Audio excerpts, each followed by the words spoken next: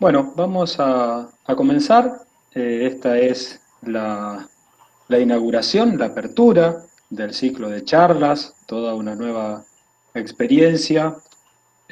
Estamos muy contentos. Primero voy a arrancar por presentarnos a quienes formamos parte del equipo organizador de estos ciclos. Una parte, hay otros colegas que hoy no pueden estar presentes, pero voy a presentar a la profesora Cecilia Cocuccio, profesora del Instituto 6, jefa de sección de biología, una gran compañera y también una ladera que se prendió inmediatamente cuando le propusimos desde el museo iniciar este ciclo de charlas. También está Astor Boroto, que está a cargo de la coordinación de investigaciones del Instituto 6, y yo soy Fernando Rollero, soy jefe de sección, uno de los jefes de secciones de historia, de la carrera de historia del Instituto 6, y también soy responsable, estoy en este momento, me desempeño como responsable del Museo Municipal de Coronda. El ciclo de charlas está organizado por las secciones que acabo de nombrar del Instituto número 6 de Coronda, Leopoldo Chisinimelo, por la coordinación de investigaciones del instituto y por el Museo Municipal José Manuel Macel de la ciudad de Coronda. Y el ciclo surge como una necesidad desde el museo, pero también desde las carreras de historia y biología, de primero comenzar a profundizar sobre el conocimiento y la construcción del conocimiento sobre las ciencias naturales, sobre la biología, sobre lo que eh, nosotros le ponemos título al ciclo, que es la conservación de la diversidad biológica y cultural. El Museo de Coronda tiene una particularidad, ¿sí? Tiene un área de arqueología, una de historia, una de ciencias naturales y una de biología, y desde hace un tiempo el área de biología era nuestro punto débil, nuestro talón de Aquiles, así que desde fines del año pasado que comenzamos a pensar la forma de poder fortalecer esa debilidad que teníamos, que era el trabajo en las ciencias naturales, y nada mejor que ir a los expertos, y teniendo un instituto de formación docente que espacialmente, por esas cosas del azar, está exactamente en la misma manzana del museo, donde está el museo, a una cuadra y media, sin ni siquiera bajar a la calle, podemos llegar al Instituto de Profesorado número 6, y en ese Instituto de Profesorado está la carrera de Profesorado en Biología, así que creíamos que era el nexo natural, por decir de alguna manera, que teníamos que fortalecer y empezar a tejer para, para salvar esta debilidad que el museo tenía. Así que de esa manera nos acercamos a la jefatura de sección. Ya habíamos hablado con los jefes anteriores, que era Tomás Zambrana, el profesor Tomás Zambrana, y también Cecilia. Y este año ya empezamos a transitar junto con Cecilia. Y debo decir que en la figura de Cecilia y de la jefatura de sección de biología está gran parte, yo diría todos y todas, los docentes de la carrera de biología, que inmediatamente se sumaron y comenzaron a aportar decididamente a este ciclo de charla y a este proyecto, porque esto forma parte de un proyecto que es más ambicioso, que es trabajar directamente, por ahora desde la virtualidad, en la web del Museo Municipal, con la carrera de biología y también con la tecnicatura de diseño de software del mismo instituto, el Instituto 6, en un trabajo interinstitucional, interdisciplinar, que creemos que va a ser muy productivo. Y el desafío no es solo desde el museo, sino que también es desde las disciplinas, historia y biología, cómo piensan y cómo pueden dialogar las dos disciplinas para pensar problemáticas del presente, problemáticas del pasado, problemáticas que tienen que ver con el medio, con la biología y con la acción humana en el medio. Eh, Así que desde ahí ese es el origen que tiene este ciclo de charlas y ese es el camino en el cual estamos recorriendo y que hoy todos y todas quienes están en este ciclo también forman parte, y a nosotros la verdad que nos pone muy bien, nos infla el pecho, nos llena de orgullo, de alegría, ver tanta gente que decida acompañarnos, personas con una formación tremenda como la de Silvina, que haya aceptado participar del ciclo con todas las ocupaciones y todas las cuestiones que hoy por hoy tienen y tenemos, que haya aceptado participar del ciclo para nosotros es maravilloso, no tenemos más que agradecer. Y también en esta línea de agradecimientos quiero agradecerle a la subsecretaria de Cultura de la Municipalidad de Coronda, Evangelina Castillo, eh, que también desde un primer momento cuando le acercamos la idea, no tuvo más que actitud de aliento y de apoyo en todo lo que necesitamos y le pedimos para poder llevar adelante este ciclo y los ciclos que hemos desarrollado el año pasado. Evangelina, si querés presentarte, decir unas palabras, sería muy interesante para nosotros escucharte. Bueno, buenas tardes. Como dijo Fernando, mi nombre es Evangelina Castillo, soy subsecretaria de Cultura y Educación de la Municipalidad. Agradezco la invitación de Fernando y agradezco al Instituto, ya que la importancia de la temática que será abordada creo que nunca pasa de moda, y en especial en este tiempo que estamos viviendo. Trabajar de una manera mancomunada entre instituciones educativas creo que es lo que nos enriquece y lo que nos enseña día a día a ser mejores y en este caso a tratar mejor a la naturaleza. Así que muchísimas gracias a todos. Bueno, veo por ahí también docentes del Instituto 6, colegas de otros institutos, de las secciones de biología, de historia, de primaria, funcionarios políticos, el concejal Sergio Palermo. Muchas gracias, Sergio, por estar. Bueno, muchísima gente, profes de diferentes secciones del Instituto 6, de otros institutos, colegas. Muchísimas gracias por sumarse a la charla. Yo no voy a ser mucho más extenso, ya dije todo lo que tenía para decir, y ahora los dejo con Ceci, que va a presentar a nuestra disertante. Bueno, bienvenidos a todos, estudiantes, docentes, público en general. Gracias por estar acá compartiendo este espacio. Hoy damos inicio a este ciclo de charlas sobre conservación de la diversidad. Tal como expresó Fernando, el objetivo de este espacio es poder encontrar poder generar un encuentro de diálogo y reflexión sobre la problemática de la pérdida de la diversidad biológica y cultural. Tal como también dijo Fernando recién, en esta oportunidad contamos con la participación de Silvina Chemes, para que la conozcan un poco más. Silvina en su profesión.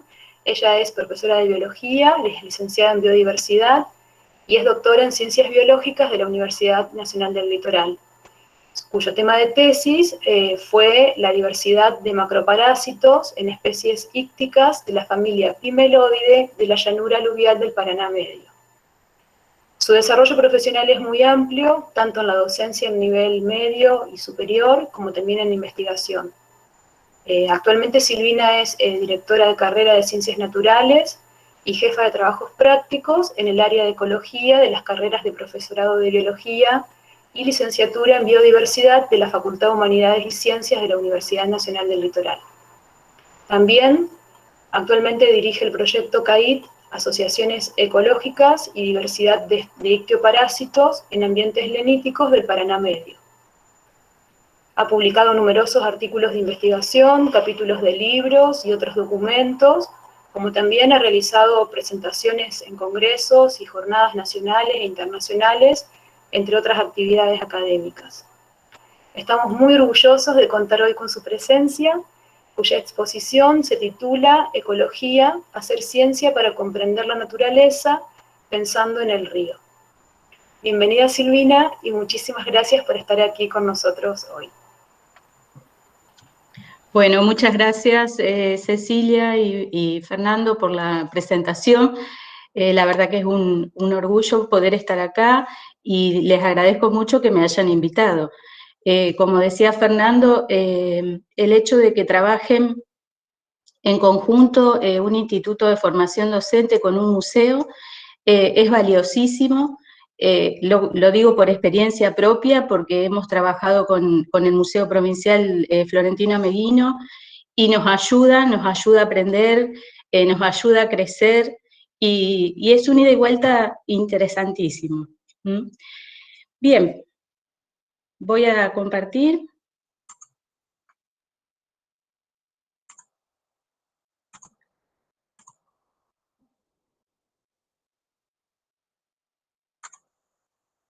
Decime, por favor, cuando se vea. Sí, Silvi, se ve. Bien. Se ve perfecto. Muy bien.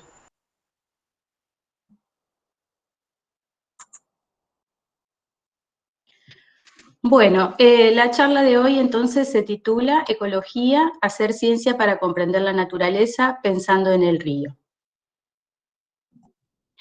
El material que les voy a compartir surge del aporte de distintos orígenes, básicamente el trabajo de muchos años en la Cátedra de Ecología del Departamento de Ciencias Naturales de la FUC, de la Universidad del Litoral. El trabajo de doctorado que había mencionado hoy Cecilia, en el cual tuve la oportunidad de conocer a los parásitos de los peces y de profundizar sobre todo el estudio en los bagres pimelódidos, ya les voy a mostrar algunos de ellos. Bueno, y después un desarrollo mucho más profundo a partir de dos proyectos de investigación, proyectos CAIT, que financia la misma universidad, uno que terminó el año pasado y uno que empezamos ahora. Así que como todo trabajo de investigación no es individual, sino que es producto del trabajo en equipo, por lo tanto me voy a referir a los resultados en plural porque han sido producto del trabajo de muchas personas. Bien, los objetivos que planteé para esta propuesta de encuentro son reflexionar sobre la aplicación del método científico en estudios ecológicos, conocer cómo se investiga sobre peces y parásitos en el Paraná Medio, y presentar algunos estudios ecológicos realizados y las líneas de investigación en curso. Bueno, y lo primero que hablábamos con Cecilia a la hora de pensar en este encuentro era contar un poquito cómo se hace para investigar aplicando el método científico, cómo investigamos en ciencias naturales y en ecología en particular, y cómo traducimos todo eso al caso particular del río Paraná Medio, a los peces y a los parásitos de los peces. Bueno, yo encontré este esquemita que me pareció muy gráfico y muy sencillo como para organizar un poco la presentación, y espero que les sirva. Perdón, Silvi, Sí. yo no veo que avancen las diapositivas. ¿Vos ya pasaste la primera? Sí, perdón. Sí, las pasé. Lo saco de la presentación completa, entonces. Espera. ¿Ahora se ve la primera? Sí, ahora la primera vemos. Bueno, voy a ir bajando manualmente, entonces. Bien. No sé.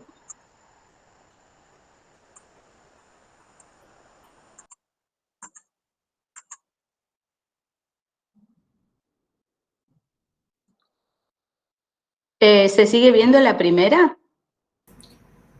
No, ya cambió, Ah, bien.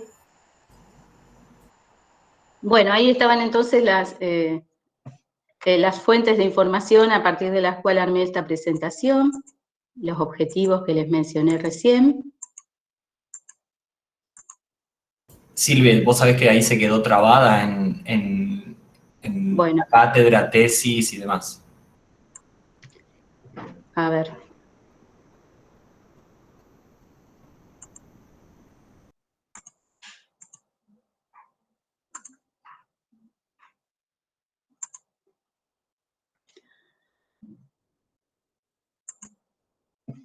¿Ahí se ven los objetivos? No, Yo ahora no veo que se comparta la pantalla. Sí, espera.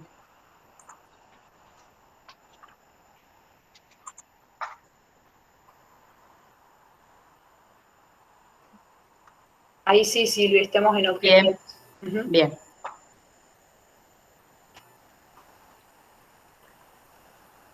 Bueno, les decía entonces que traté de buscar una manera así bien sencilla de compartir los pasos del método científico. Ahí ustedes lo están viendo. Así sé si sigo. Sí, sí. Sí, sí. Bien, perfecto. Bueno, entonces empezamos con una observación detenida de algún aspecto de la naturaleza, a partir del cual nos hacemos preguntas, ya que la ciencia lo que busca es producir conocimiento, ¿sí? Y a partir de esas preguntas formulamos hipótesis o respuestas provisorias, que son las que vamos a tener que poner a prueba mediante la experimentación. Esta experimentación nos va a dar datos, a brindar información que debemos analizar con mucho detalle y mucha profundidad para obtener resultados. Esos resultados luego tienen que ser compartidos, ¿sí?, con el resto de la comunidad, tanto científica como el resto de la sociedad, justamente para que adquieran valor en sí mismos como nuevo conocimiento. Bien. Y entonces, en particular, cuando tratamos de observar en ecología y pensando en el río, podemos observar seres vivos, es decir, estudiar poblaciones, comunidades, ecosistemas, el ambiente, los factores abióticos vinculados a los seres vivos, las interacciones entre seres vivos, las relaciones entre los seres vivos y el ambiente, ¿sí? Pensando entonces en este recorte específico, nosotros nos dedicamos al sistema Paraná Medio, en particular tomamos poblaciones de peces, nos interesan sobre todo los peces nativos, ¿sí?, de la cuenca del Paraná, e empezamos a indagar en particular también en los parásitos de los peces. Y en relación a eso, no solo para conocerlos, sino también para estudiar la interacción entre el parásito y el hospedador. Y bueno, entonces venía la etapa de hacernos preguntas, ¿sí? ¿Qué queremos conocer? ¿Qué todavía no sabemos de estos niveles? En relación al sistema Paraná Medio nos podemos preguntar cómo funciona este ecosistema, en qué estado de conservación se encuentra. Con relación a los peces, ¿qué especies hay en nuestra región? ¿Cuántas especies hay? ¿Qué amenazas tienen esas poblaciones, si es que las tienen? Y con relación a los ictioparásitos también necesitamos saber qué especies hay, cuántas, si entre toda esa cantidad de especies hay algunas que, que tengan interés zoonótico, es decir, que puedan generar enfermedades al ser humano mediante el consumo de los peces. Y luego también en particular estudiar estas relaciones en cuanto a la interacción parásito-hospedador que nos van a brindar información ecológica también de importancia. Bien, les decía hoy entonces que a partir de preguntas formulamos hipótesis, es decir, posibles respuestas para esa situación. Una de ellas podría ser que el sistema del Paraná Medio se ve profundamente influenciado por la cercanía con grandes centros urbanos que generan focos de contaminación y alteraciones ambientales, si pensamos a nivel de ecosistema. Si pensamos a nivel de poblaciones de peces, podríamos plantear como hipótesis que hay poblaciones que están amenazadas por la sobrepesca. Con relación a los parásitos, una hipótesis podría ser que hay ictioparásitos aún desconocidos por la ciencia que conviven con los peces, pero que todavía no sabemos a dónde y cómo. Y con relación a la interacción en sí, podríamos plantearnos que las relaciones parásito-hospedador pueden generar enfermedades en las personas que consumen esos peces. En realidad hay muchas preguntas que se van disparando cuando estudiamos los ecosistemas y cuando estudiamos sobre todo las interacciones ecológicas, y cada una de ellas, después de ellas se pueden desprender distintas hipótesis. Bueno, con relación a nuestra área de estudio, en la imagen de la izquierda vemos la República Argentina con todas sus cuencas hídricas superficiales. en color amarillito más clarito, la cuenca del Paraná, ¿sí? Y a la derecha, remarcado en rojo, lo que sería el tramo medio del Paraná, ¿sí? El sistema Paraná medio en rojo, el sistema Paraná superior en azul, y en verde el inferior, con el delta del Paraná. Esos numeritos que ven ahí son los estimados por Padín en 2010 de la cantidad de especies de peces que tiene el Paraná medio. 235 especies, según este autor, de las cuales 19 son endémicas de la región. Bueno, no es poco como objeto de estudio tanta diversidad de peces. Tenemos una gran riqueza íctica en la región. Acá en particular están detallados los lugares en los que venimos trabajando, tomando muestras de peces y luego estudiando los parásitos, ¿sí? Dentro de la provincia de Santa Fe hemos tomado muestras en la laguna Feller en Helvecia, más hacia el norte, después en Callastá, en la laguna La Rinconada, en Santa Fe, a la altura del río Colastiné, a la altura de Santo Tomé, tanto sobre el mismo río Salado y también sobre el río Coronda, ¿sí?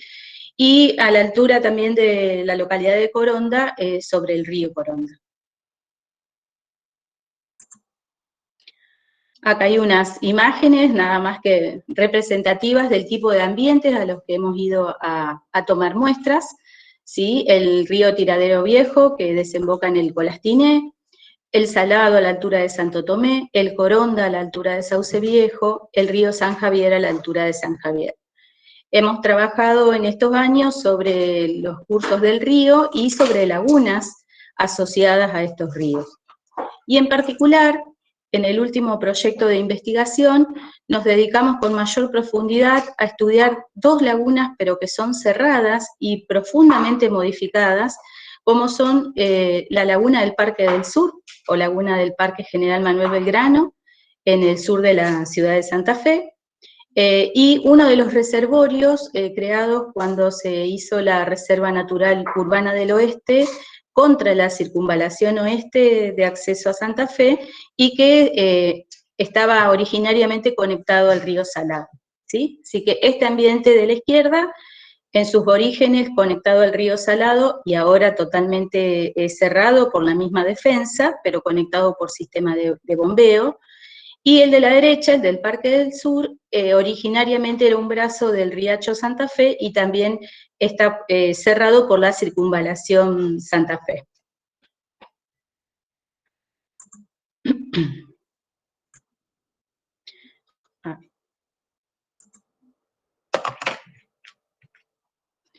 Bien, ¿y cómo hacemos entonces para experimentar en este tipo de ambientes? Nosotros tenemos que hacer distintas etapas de trabajo. Por un lado, el trabajo de campo, que implica ir con redes, ir con embarcaciones, pescar de día, pescar de noche.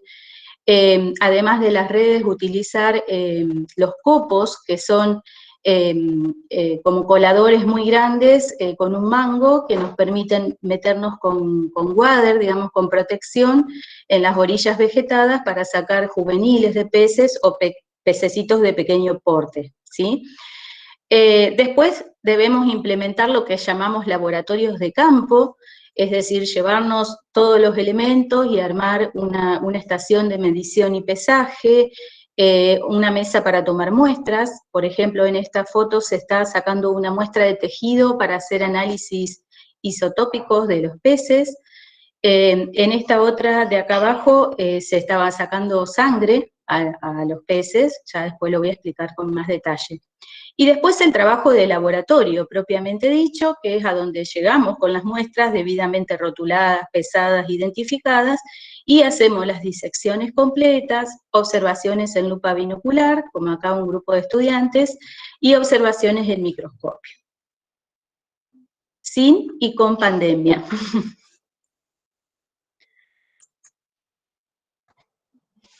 Bueno, algunas imágenes más para mostrar sobre todo los elementos que usamos. En esta imagen de la izquierda, los dos operadores están llevando una red de arrastre a la costa. que es una red que generalmente mide 10 metros más o menos, y tiene un sistema de lastres en la parte inferior, así que las dos personas tienen que ir como barriendo la orilla del río, y así sorprenden a los peces que quedan capturados ahí. En esta foto del medio arriba se estaban preparando las redes, pero las redes de fondo, ¿sí? Las que después calamos y dejamos toda la noche para la captura de peces de las zonas más profundas. Acá se ve bien, en esta foto está una licenciada que es Romina, estaba por pasar el copo en la zona vegetada. Luego acá abajo se ve cuando se empieza a hacer la disección de un pez para extraer el tracto digestivo. Generalmente los parásitos de los peces los buscamos en la superficie corporal, es decir, que hacemos una revisión externa. Luego sacamos todo el complejo de branquias, a donde hay parásitos típicos que se instalan en esa región y que pueden generarle mucho daño al sistema respiratorio de los peces, y los otros que son los endoparásitos, que son los intestinales, para lo cual tenemos que sacar el tracto digestivo entero y empezar a analizarlo parte por parte. Acá hay una mesa de trabajo en la cual se estaban midiendo pececitos de pequeño porte con calibre, ¿sí? Porque bueno, también las técnicas tienen que ir adecuándose al tamaño de los organismos. Y acá estamos con Liliana en el laboratorio, porque también nos divertimos trabajando. Bien, volviendo a las partes de hacer una investigación, cuando nos referimos a analizar, nosotros primero siempre tenemos que buscar los antecedentes sobre lo que estamos queriendo conocer. Si ya hubo estudios previos, si hay personas que han encontrado las mismas especies que nosotros, es decir, cotejar con lo que ya se sabe del tema. Luego analizar en función de eso los datos obtenidos a partir de estos muestreos que realizamos, y entonces así analizar nuestros resultados. Luego de los resultados se escriben las discusiones en donde se contrasta con los antecedentes lo que se halló en el presente, y se establecen conclusiones.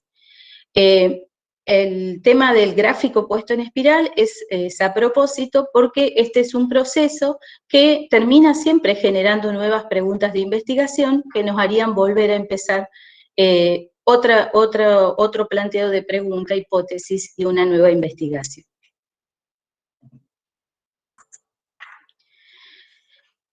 Y luego tenemos la parte de la difusión de los resultados que hoy le comentaba. Y esto también se da en distintos aspectos y con diferentes públicos, ¿sí?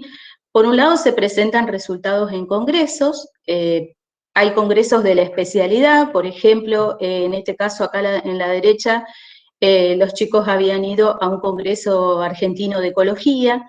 Acá en la izquierda estábamos en el congreso argentino de parasitología, ¿sí?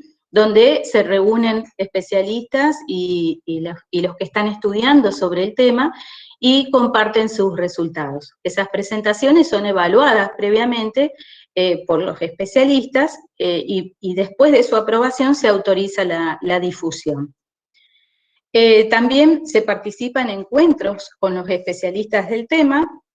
En la foto de arriba, por ejemplo, fue un encuentro en Bariloche, a donde vinieron, bueno, había parasitólogos de Argentina y también del exterior, de Brasil, de México, de Colombia. Y en la foto de abajo fue un encuentro que realizamos en la misma Facultad de Humanidades y Ciencias, donde tuvimos la visita de 2 especialistas de Brasil. Y también había personas del Ministerio de la Producción de la provincia de Santa Fe. Bueno, y acá a la derecha está nada más que demuestra los 2 encabezados de 2 publicaciones en revistas científicas, que son las revistas primarias de la producción de conocimiento científico.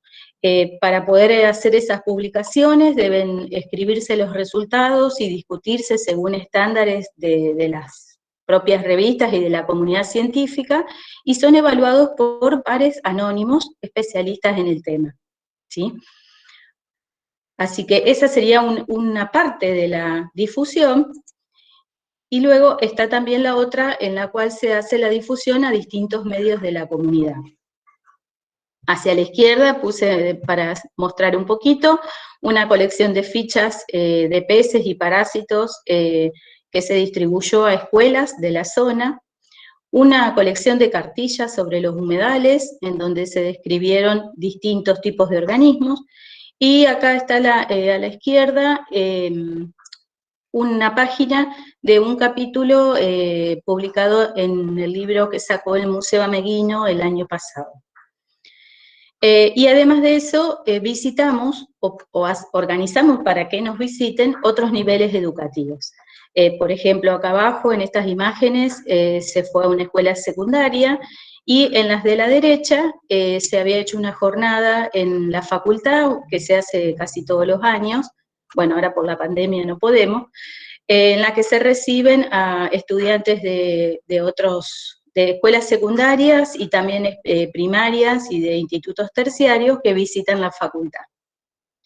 Mediante stand se exponen los peces, se cuenta un poco también el tema de los parásitos, y mediante el uso generalmente de lupas o microscopios se muestran algunos ejemplares.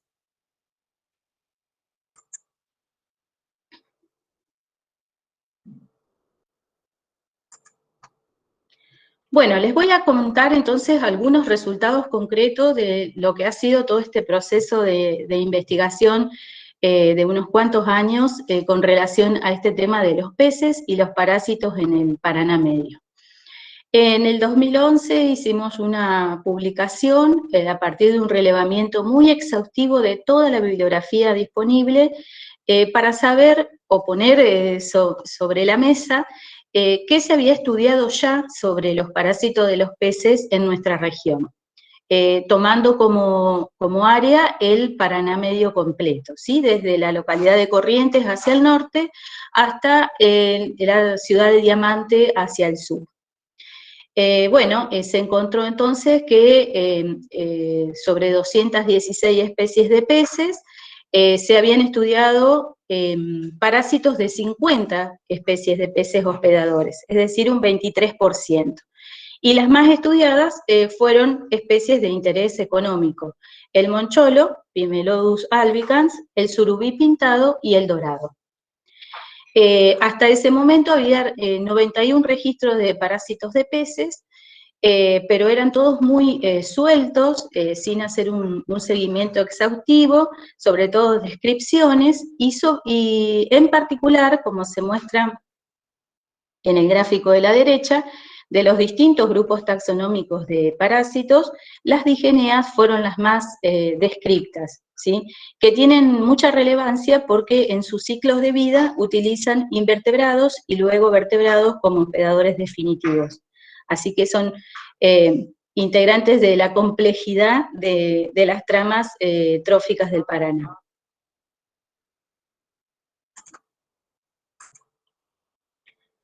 Bueno, acá hay unas imágenes de los peces que, bueno, posiblemente sean los que más conocen porque son los que suelen llegar a la pescadería: el dorado, la tararira o dientudo, el amarillo, el moncholo, el surubí y el sábalo. Como les decía, acá están las especies que han sido más estudiadas antes de que empezáramos a generar estos trabajos en el ámbito de la facultad. Entonces, actualmente, ¿qué es lo que hemos logrado avanzar? Se trabaja en la facultad, llevamos analizadas 18 especies hospedadoras. De esas 18, 11 habían sido alguna vez estudiadas en los antecedentes por otras personas, y 7 especies empezamos nosotros a hacer estas indagaciones. Acá están las fotos, una de las viejas del agua, 2 especies de las chanchitas, los cíclidos muy comunes en nuestras lagunas, sobre la palometa, y 3 especies de mojarras.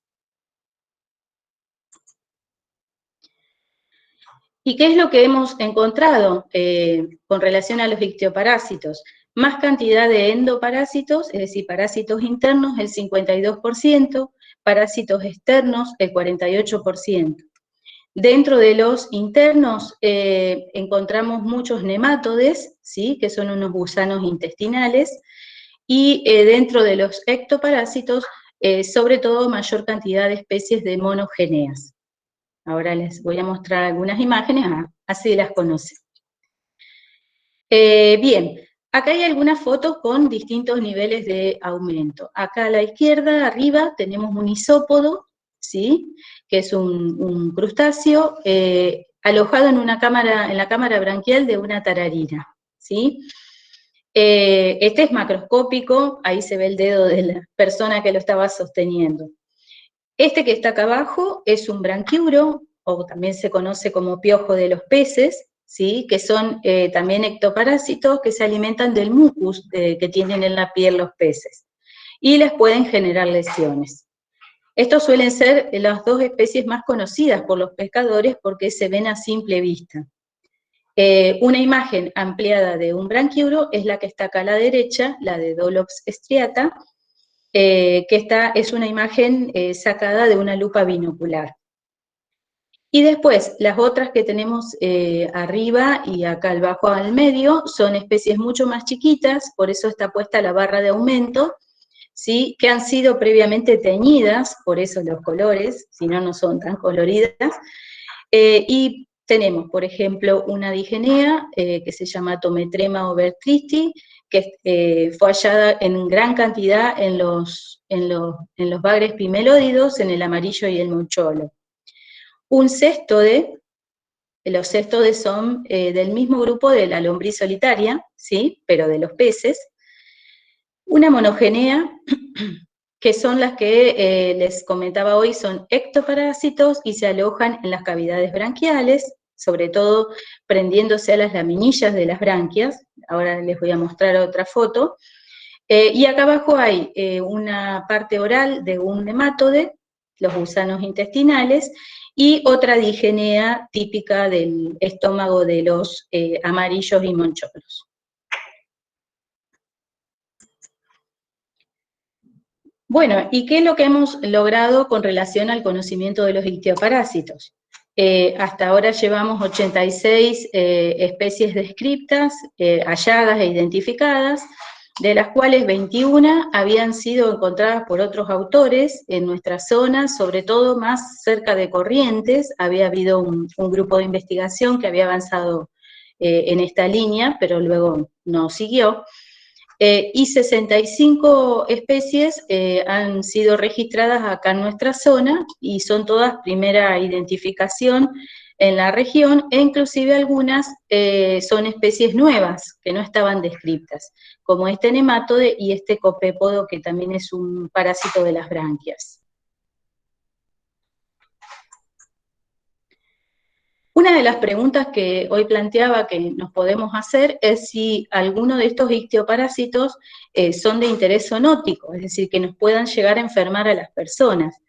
Bueno, hemos encontrado tanto en dorado como en tararira las larvas de este nematode que se llama Contrasecum, larva tipo 2, que es reconocido por ser agente de la anisakidosis, ¿sí?, una enfermedad intestinal bastante fuerte, pero que se suele confundir con que me cayó mal el pescado, y en realidad es una intoxicación por parte de este parásito. Se halló sobre todo en mayor concentración en los dorados. Por eso siempre está la recomendación de que tenemos que cocinar bien la carne de los peces antes de consumirlo, para poder así asegurarnos de estar matando algún quiste que pudiera quedar en el tejido muscular o cerca de la piel de los peces. Otra especie que hemos encontrado de interés zoonótico son las monogeneas. Hoy les había mostrado una foto muy ampliada y teñida, así es como se ven en la lupa. Estos son los filamentos de las branquias de los peces, y las monogeneas se prenden de los filamentos. Cuando el pez tiene poquitas, no genera mucho problema, llevar una monogenea, transportarla así, pero hay casos extremos a donde está todo el filamento prácticamente estrangulado por la cantidad de monogeneas, y se contagian muy fácil, se transmiten en situaciones de cautiverio. Por lo que estas especies, este grupo en particular, es de interés sobre todo en los casos de acuicultura, ¿sí? Se transmiten de manera directa por contacto de pez a pez, y si yo tengo un estanque donde tengo los peces encerrados, es muy fácil que se transmitan y se contagien. Hemos encontrado muchas monogeneas, 4 especies en sábalo, 9 especies en amarillos, 8 especies diferentes en moncholos y 6 en dorado.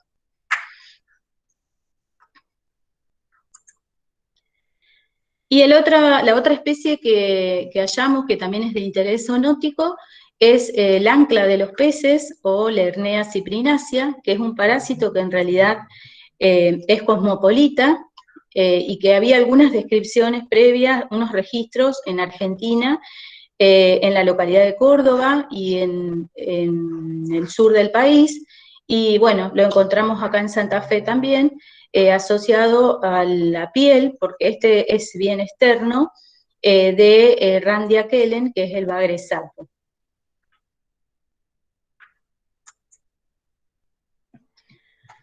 Bueno, luego pensando un poquito en el estudio de la ecología de la interacción parásito-hospedador, en particular esto es una partecita de lo que fue la tesis del doctorado.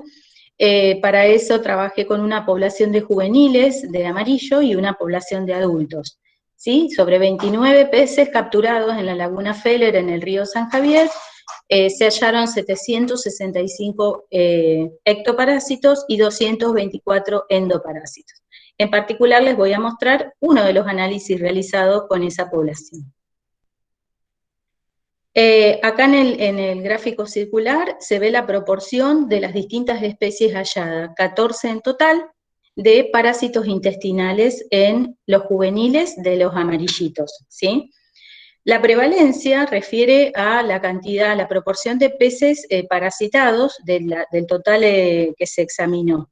El 79%, es decir, prácticamente 8 de cada 10 peces, tenía parásitos intestinales, ¿sí? Así que era bastante común.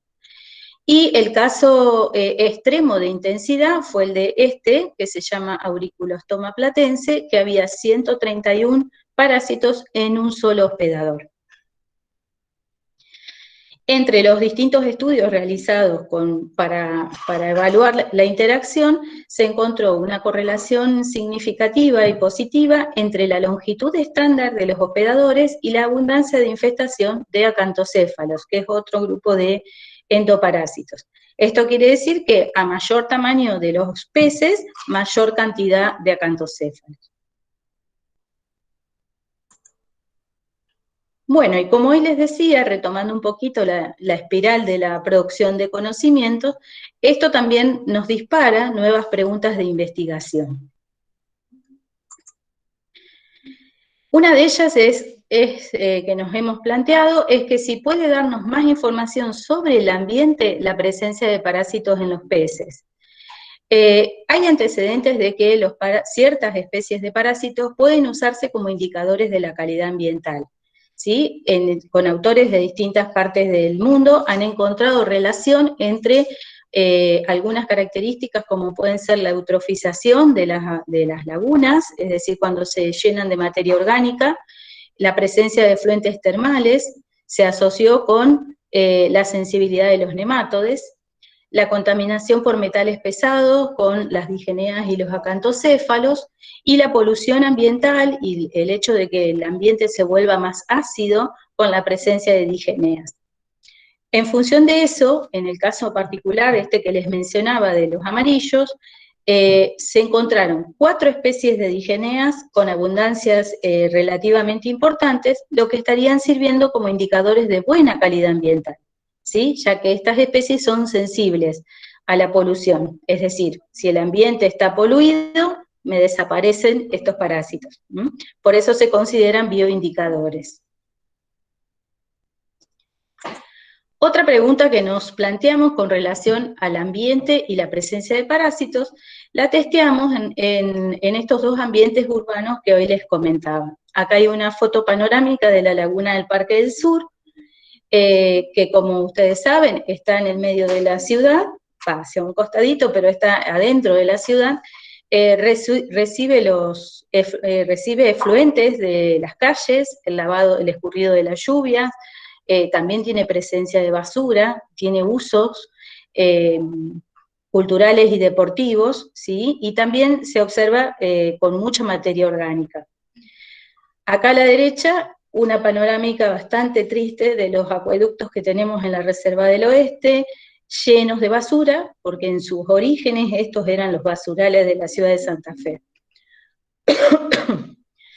Lo que hicimos fue tomar ejemplares adultos de la vieja del agua, de Hypostomus commersoni, que es bastante abundante en estos ambientes, y estudiar entonces sus parásitos. Uno de los aspectos fue la evaluación de los ectoparásitos, es decir, de los externos. Se encontraron 4 grupos de ectoparásitos: monogeneas, digeneas, copépodos e isópodas. El 100% de las viejas del agua estaba parasitada, y hubo mayor abundancia del grupo de las monogeneas. Esto puede darse por esta situación de confinamiento que les comentaba anteriormente. Y en particular se halló correlación entre la longitud de los hospedadores y la abundancia de las digeneas, que es este grupo, ¿sí?, que están en estado larvario como ectoparásitos y luego se instalan en el intestino para madurar y llegar a su etapa infectante. También estudiamos los endoparásitos de las viejas del agua. Acá se encontraron 5 especies diferentes, con una abundancia mucho mayor de 1.276 endoparásitos. En la Reserva del Oeste todos los peces estaban parasitados, y en el Parque del Sur, bueno, casi el 90%. En todos los casos, la dispersión de estos endoparásitos fue agrupada, es decir, que había peces con muy poquitos parásitos, y había pocos peces con muchísimos parásitos, ¿sí?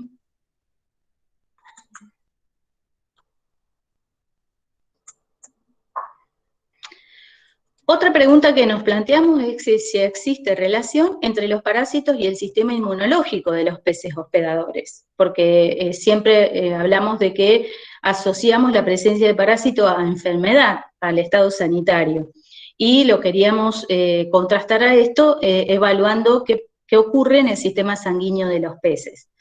En este esquema se presenta de manera gráfica entonces cómo se modificó un poco la metodología de muestreo para tener en cuenta estas características. Se capturan los peces, se les extrae sangre para las determinaciones hematológicas, que sigue un proceso de recuento de glóbulos blancos, preparación de extendidos sanguíneos, para después hacer las clasificaciones de los tipos de glóbulos blancos y la detección de los anticuerpos naturales. Y a la par de eso, seguimos con el estudio parasitológico. Una de las, en relación a esto del estudio del sistema sanguíneo, surgieron muchas preguntas para contrastar. En una de ellas tratamos de vincular qué ocurría o si había relación entre las variables ambientales, los ectoparásitos y los parámetros hematológicos e inmunológicos. ¿A qué consideramos variables ambientales? A la temperatura del agua, el pH, es decir, la acidez, la conductividad, los sólidos disueltos totales en el agua, el oxígeno disuelto y la turbidez. Acá están los valores promedios obtenidos en los dos ambientes. Algunos de los resultados obtenidos fueron que cuando yo tengo mayor riqueza de ectoparásitos, se asocia con los anticuerpos naturales y con una mayor concentración de sólidos disueltos totales y de conductividad en el agua. En cambio, es indirecta o inversa la relación entre estos ectoparásitos y los anticuerpos y la temperatura, el pH y la turbidez del agua. Y también es inversa la relación entre linfocitos y neutrocitos con relación al pH y la turbidez del agua. Estas son las primeras indagaciones que estamos haciendo con relación a estos parámetros hematológicos e inmunológicos, y es un estudio que se está continuando en el proyecto actual. En el proyecto actual, perdón. Bien. Con esto, entonces, intenté mostrar de manera bastante breve las líneas que estamos llevando a cabo, y entonces decimos que el río nos lleva, nos acompaña, nos contiene. ¿Pero qué tiene el río? ¿Cómo es? ¿Cómo funciona? Bueno, para eso seguimos investigando y nos sigue desafiando todos los días.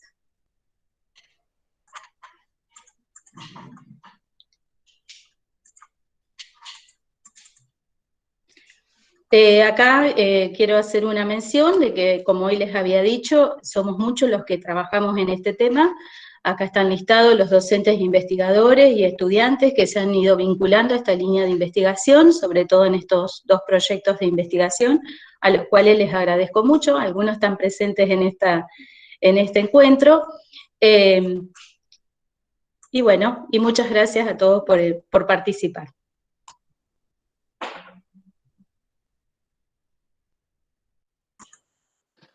Bueno, muchísimas gracias, Silvina, la verdad que muy claro. Para los que no venimos, acá la mayoría vienen de la especialidad, pero para los que no estamos ahí, en esa especialidad, la verdad que es sumamente claro, esclarecedor. Vamos a abrir ahora una ronda de preguntas, ¿sí? Sobre lo expuesto, así que todos los que quieran participar pueden ir pidiendo la palabra en el chat o levantando la mano, así vamos ordenando la charla. Y yo tengo una pregunta que me queda dando vueltas, ¿no?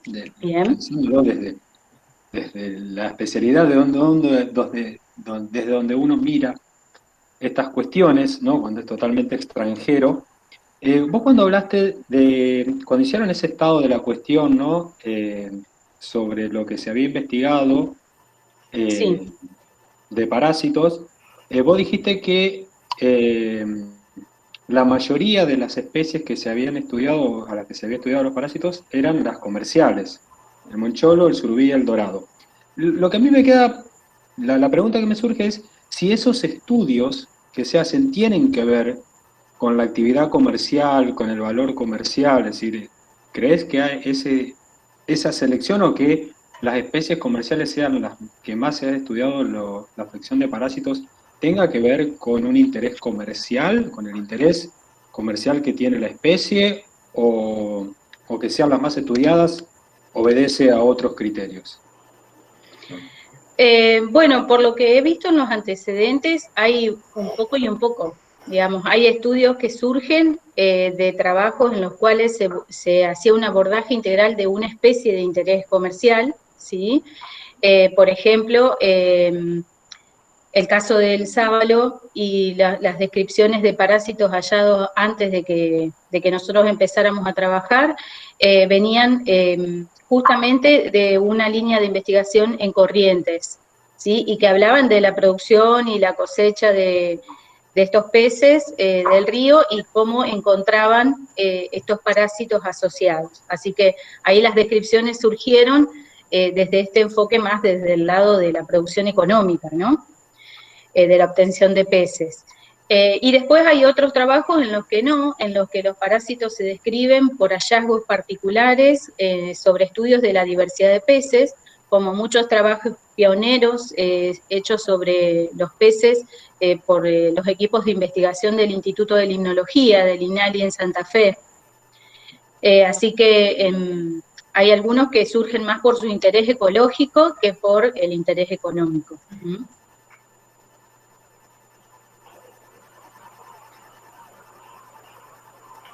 Y actualmente, Silvi, están trabajando con esta última línea que decís en cuanto a la relación entre el ambiente y el estado inmunológico de los peces. Están enfocando precisamente en eso actualmente. En el proyecto actual, el que estamos empezando, que todavía no pudimos volver a ir a pescar por la pandemia, en realidad estamos bastante limitados con esa situación. Continuamos trabajando en estos dos ambientes urbanos, periurbanos de Santa Fe, porque nos interesó también muchísimo las características asociadas a la contaminación, y agregamos también un ambiente cercano a la localidad una laguna cercana a la localidad de Callastá, para tomarla como un sitio testigo, digamos, que no está tan próximo al casco urbano, que no tiene la contaminación ni la acumulación de residuos que tienen estos otros dos, ni tampoco la concentración de materia orgánica como tiene el Parque del Sur. Claro. Entonces la idea es comparar un poquito esas situaciones. Yani, ¿querés hacer una pregunta? Sí, justo la doctora mencionó el tema de la contaminación del agua.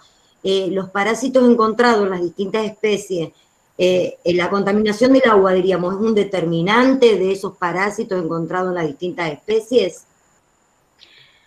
Bueno, nosotros estamos empezando a hacer análisis de tipo químicos y demás para medir algunos contaminantes en particular, ¿sí? Por ejemplo, en la Reserva del Oeste, a donde los estudios empezaron asociados a un programa de la Municipalidad de Santa Fe, realizado junto con el gobierno de Francia, en el cual nos invitaron a participar, ahí... Bueno, ellos subsidiaron todo el costo de hacer las baterías de análisis completos para tener un panorama lo más abarcativo posible de los contaminantes de origen biológico, químico, metales pesados y demás. Así que de ese ambiente en particular tenemos los datos, nos falta complementar con los datos en el Parque del Sur y en otros ambientes más alejados de la ciudad, ¿sí? Para poder confirmar si ciertos parásitos estarían siendo indicadores o no en estos ambientes urbanos en particular. Muchas gracias. De nada. Ana María Cavallo, la profesora Ana María Cavallo, quería hacer, bueno, deja una pregunta en el chat, pero levanta la mano, así que le damos la palabra. A ver, yo nada que ver con la biología. No importa. Sí, estoy rodeada de mis hijos, que uno estudia biodiversidad y otro veterinario. Sé que la biología está full en mi casa, yo nada que ver, soy de historia. Pero estuve escuchando y esas mediciones, ¿no? Si se harían, ¿no? Es un pregunto, ¿no? Porque ya te digo, biología, nada. ¿Se darán los mismos parámetros si se hace en esta zona en Coronda? Porque vos dijiste que se hizo hasta Sauce. ¿Seguirán lo mismo, ese tipo de parásito acá en Coronda y la zona de islas? Eso es otra cosa, una pregunta. Y la otra, con esta extraordinaria bajante de río que tenemos y que va a seguir, esos parásitos, o eso está en vía de investigación, ¿son los mismos? ¿Se agudizan o hay mayor o menor cantidad? Ajá. Bien, respondiendo a la primera pregunta, hoy yo mencioné que habíamos tomado muestras en la zona del río Coronda, a la altura de Sauce Viejo y de Coronda propiamente dicho. Eso fue cuando tomé las muestras para el doctorado de los pimelódidos. Y en realidad la diversidad era equiparable a las muestras de la altura de Helvecia, San Javier, es decir, que la distribución de estos parásitos es la misma en la zona del Paraná Medio, ¿sí? Sí hay otros grupos de investigación que trabajan en la zona del Paraná Inferior, a donde encuentran algunas especies que tienen una amplia distribución, siguen estando presentes en la zona del Delta, por ejemplo, y hay otras que empiezan a aparecer ahí y que no están acá. Muchas veces asociadas también al cambio de temperatura y climático entre una región y otra, ¿no? Por eso también la diferenciación del Paraná en sus tres tramos. ¿Y sí. esta bajante del río? Y esta bajante del río lo que hace es dejar muchas poblaciones de peces aisladas en las lagunas que quedan separadas del cauce principal, y dadas las situaciones de confinamiento, sobre todo los ectoparásitos, tienen la oportunidad ideal para aumentar sus poblaciones, ¿sí? Se producen las colonizaciones mucho más rápido. cuando se conecten, si Dios quiere en primavera, que superemos esta etapa y se vuelvan a conectar las lagunas a los cauces más importantes de agua corriente, entonces ahí como que se diluye un poco la cuestión del contagio y la transmisión de parásitos de peces a peces, ¿no? También es verdad que hay muchos parásitos que necesitan hospedadores intermediarios, así que también dependen de los ciclos biológicos de estos hospedadores. Las digeneas, los nematodes, utilizan invertebrados como una parte de su ciclo de vida, un hospedador, y después usan al pez, u otros usan a las aves acuáticas como hospedador definitivo. Bien. Y es donde se reproducen y a donde generan las mayores lesiones generalmente. Bueno, muchas gracias, doctora. De nada. Gracias a vos.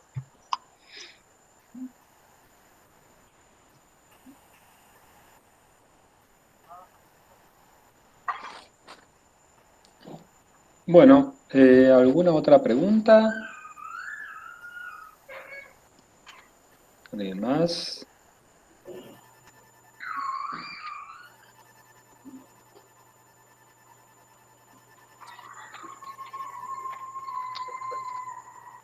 Bueno, yo no quiero que se me escape nadie, que alguien me quede... Ahí preguntó, a ver.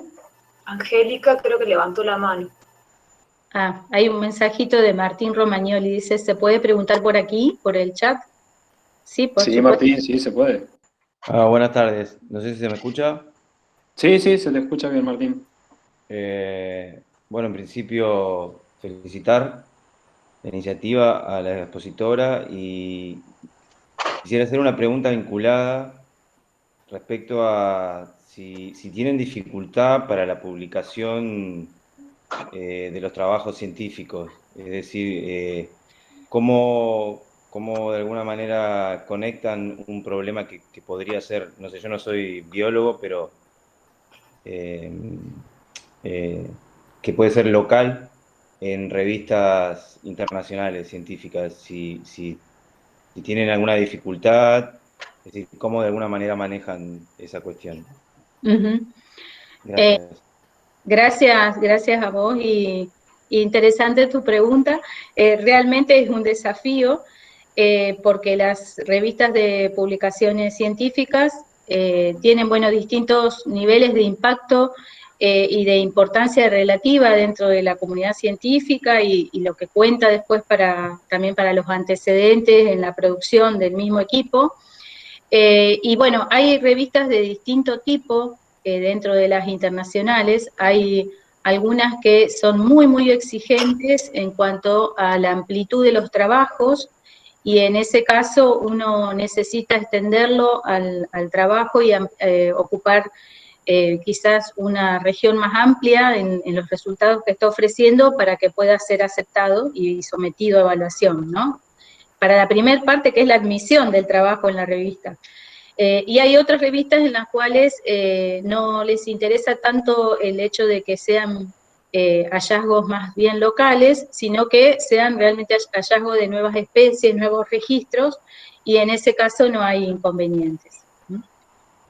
Pero sí, es todo un desafío. Gracias, sí.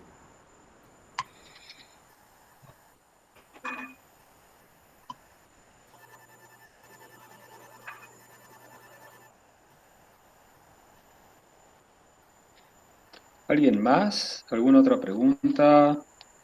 Por favor, intervengan, hablen, si no queremos que nadie se nos quede... Capaz que los aburrí. No, todo lo contrario, la verdad que es muy, muy interesante, muy interesante. Pero de una u otra manera, aunque no vengamos de la biología, como es mi caso, y algunos que han participado, Ana, Martín, de alguna u otra manera estamos atravesados o por la investigación o por el paisaje, ¿no? Sí. Muchas de las cuestiones que vos hablaste, uno desde la absoluta ignorancia las ha observado, de estar en la costa, de pescar, de tener vínculos con los peces, forman parte también de nuestro consumo, de nuestras dietas, así que es sumamente interesante, no se reduce simplemente a una cuestión de conocimiento de la disciplina, sino que está en torno a lo que nosotros pensamos el ciclo, ¿no? De poner en diálogo las disciplinas, en realidad Claro. con problemáticas y con nuestra vida cotidiana, y que la ciencia y el conocimiento científico nos ayude en nuestra realidad. Susana Rodríguez. Susana, veo que levantaste la mano. Bueno, ¿qué tal? ¿Cómo andan? Conozco a Cecilia y a Silvina, no sé quién más están ahí. Soy de Tostado, profesora egresada de la Facodoc, como las chicas.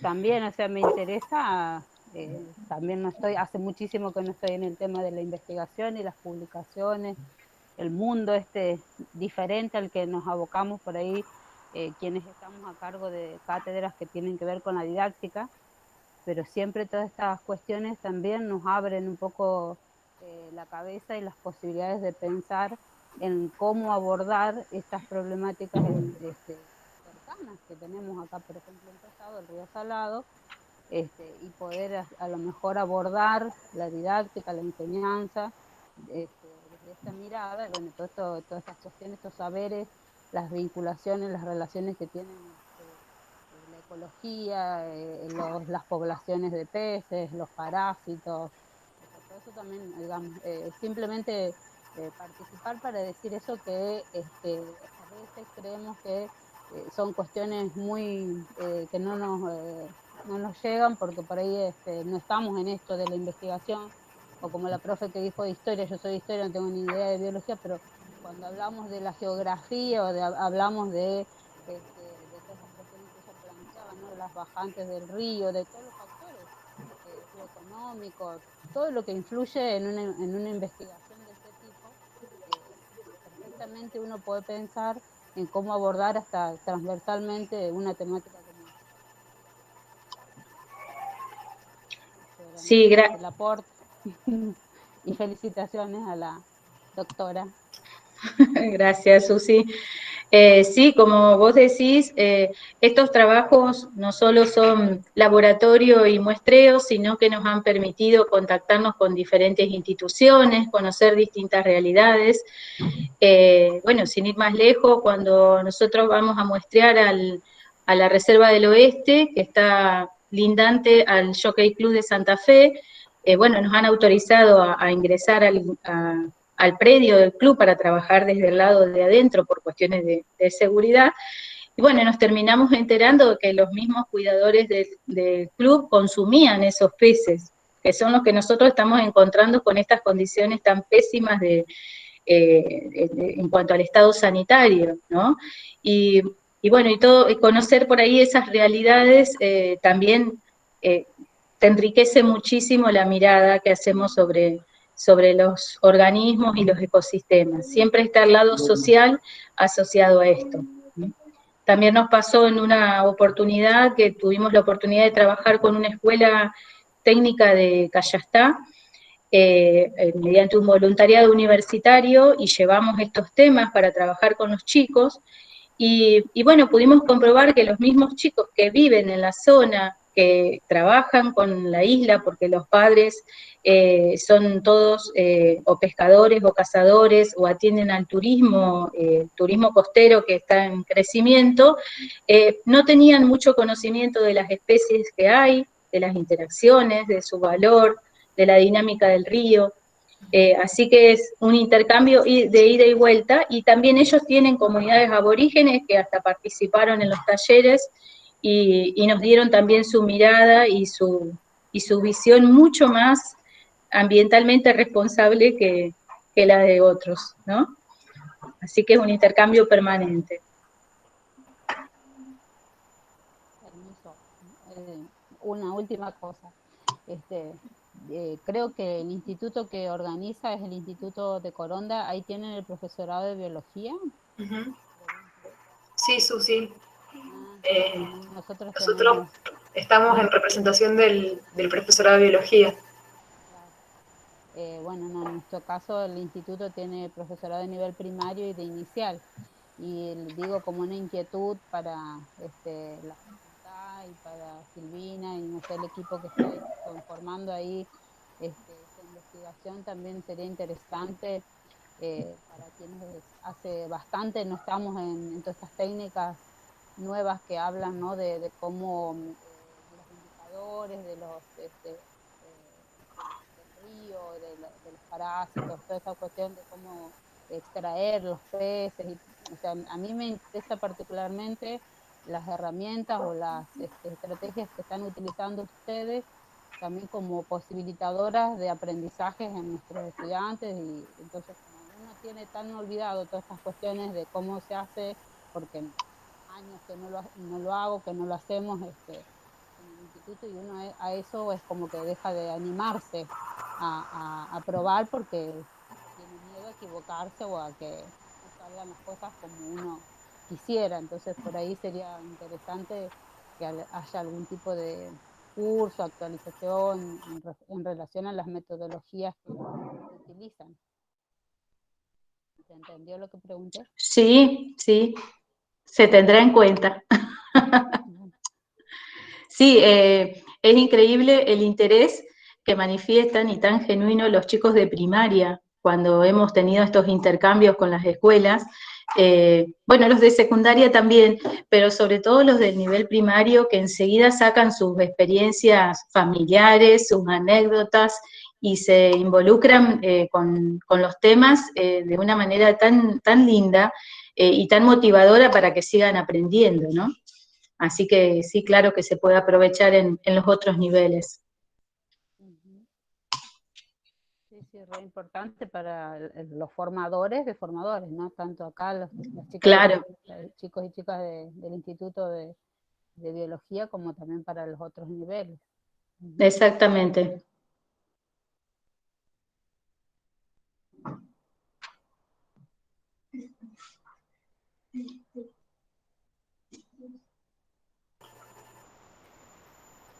Creo que Tomás, querías hacer alguna pregunta. Buenas. Hola, Buenas tardes. Hola, ¿qué tal, Tomás? No, ¿qué tal, Silvina? Bien. Primero, agradecerte la disponibilidad de darte el tiempo y poder compartir tu experiencia en nuestra institución. Segundo, agradecerles a Fernando y a Cecilia por arbitrar y facilitar esta instancia. ¿Por qué es importante?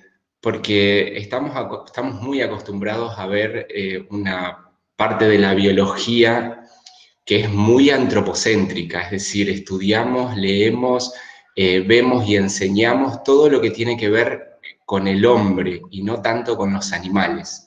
Y me parece que tu presentación, más allá de que tiene un enfoque ecológico que muchas veces es de carácter de salvaguardar determinadas economías también, que tiene esa mirada antropocéntrica, estamos viendo que el mundo de la naturaleza también afecta a los animales entre sí y no solamente al hombre. Esa es una mirada interesante que a partir digamos, de este estudio nosotros podamos ver que el hombre no es el ombligo del mundo, ¿no? Y por el otro lado también me parece súper valioso esta instancia que, bueno, creo que muchos de nosotros nos quedamos asombrados con una pequeña fracción del currículum cuando leía a Cecilia, digamos que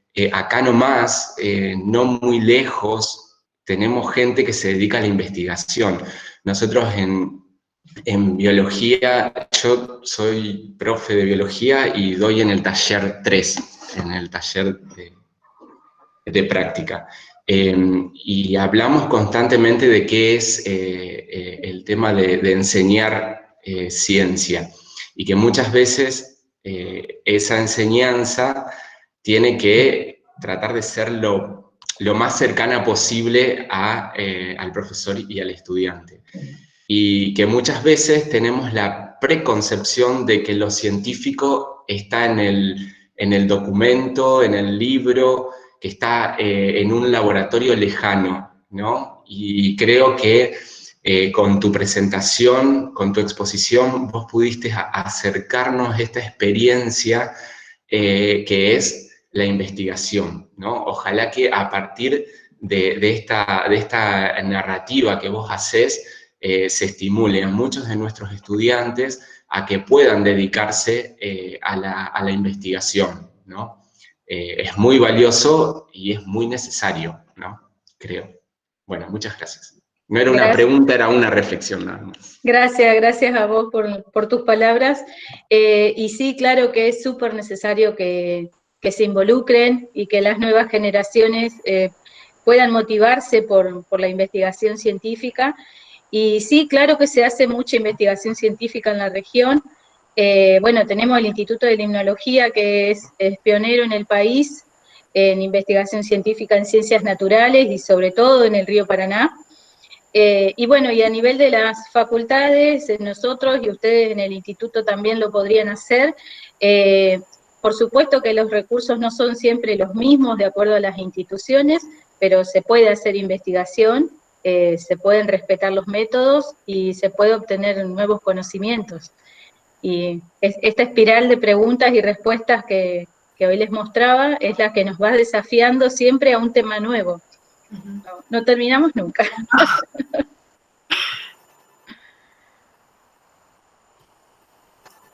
Silvina, Exe te habla, ¿cómo estás?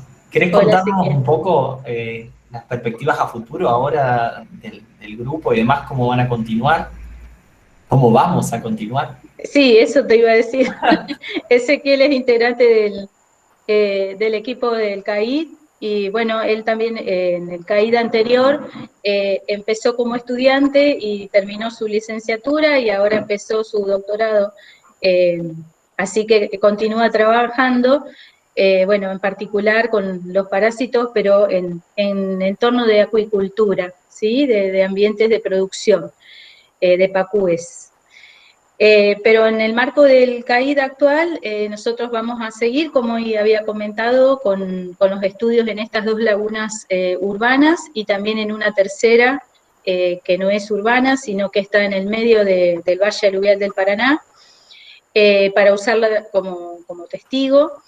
Y bueno, y vamos a continuar también con esta línea de ecología de parásitos, por un lado, y de el estudio de su sistema inmunológico asociado a las interacciones también, ¿sí? Hoy había mostrado una imagen que, bueno, fue una de las cosas que nos pasa en Argentina. Nosotros tomamos muestras de tejido muscular para hacer análisis isotópicos, que es una manera bastante nueva para poder estudiar las rutas del carbono en los seres vivos y poder así reconstruir cómo se daba toda la trama trófica con los parásitos incluidos en estos ambientes. Y para eso teníamos que tomar muestras de músculo de los peces y llevarlas a hacer análisis al exterior. Al exterior, con la inflación, con los cambios que tuvimos en la economía, no nos alcanzó el subsidio para mandar las muestras, así que ese fue un objetivo que nos quedó ahí en stand-by, a la espera de que podamos encontrar la manera de poder concretar esos análisis, ¿no? A eso me refería con las limitaciones que a veces nos surgen dentro de los equipos de investigación. Y lo demás lo arreglamos como siempre, los argentinos también con mucha creatividad, reemplazando a veces materiales y buscando alternativas para poder hacer las cosas con rigor científico, hacerlas bien, pero dentro de nuestras posibilidades.